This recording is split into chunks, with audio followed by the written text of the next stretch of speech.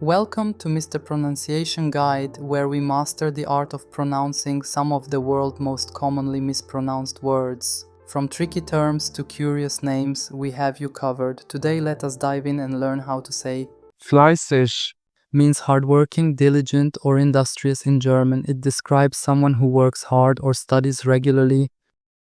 fleißig, fleißig, fleißig, fleißig, fleißig, fleißig, fleißig, fleißig, fleißig, fleißig, fleißig.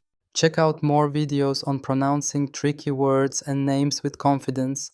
Avoid common mispronunciations with tips from this video. If you found it helpful, I would love your support. Thanks for watching and I will see you soon.